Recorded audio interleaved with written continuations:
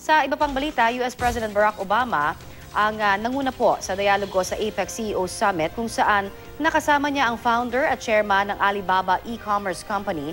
Gayon din po ang isang Pilipinang engineer na may natatanging imbensyon. At mula po sa Makati, may ulat on the spot si Sandra Aguinaldo. Sandra?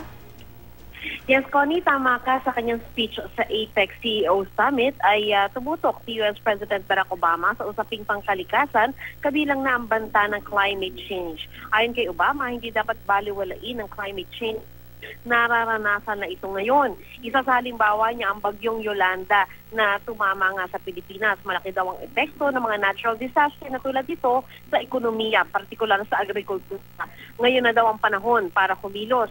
Hinikayat niya ang mga mamumuhunan na mag-invest sa clean energy. Matapos magsalita si Obama, umupo ito kasama ang executive chairman ng Alibaba Group na si Jack Ma at Filipina engineer na si Aiza Mejino.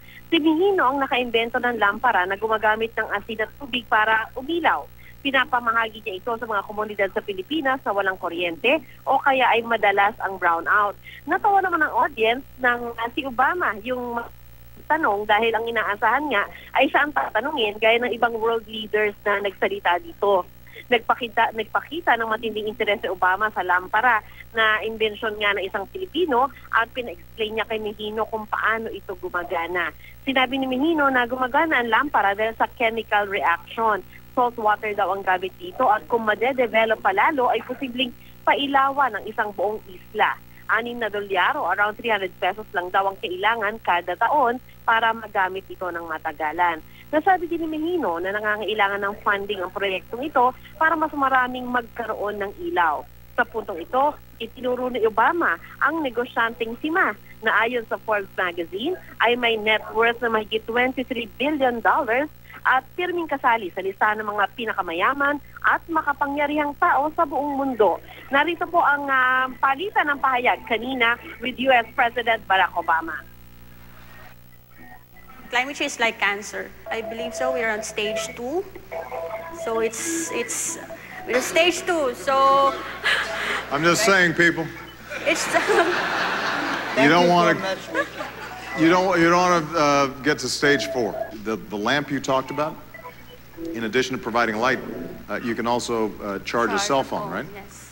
And if people have these lamps, they're more likely to charge their cell phone, which means they're more likely to use e-commerce and more likely to purchase things through Alibaba. Sell it online.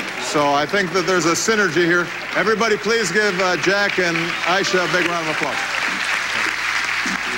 Ayan nga, Connie, no? Yung na Connie ang masasabi na malaman pero isa sa mga kumbaga napapagkatuan o nagdala ng halakhak dito sa otherwise masasabing seryosong talakayan tungkol sa ekonomiya. Bukod nga kay President Obama ay nagsalita rin si Chinese President Xi Jinping at nagsalita rin ang Prime Minister ng Russia at sila ay pawang tumalakay talaga.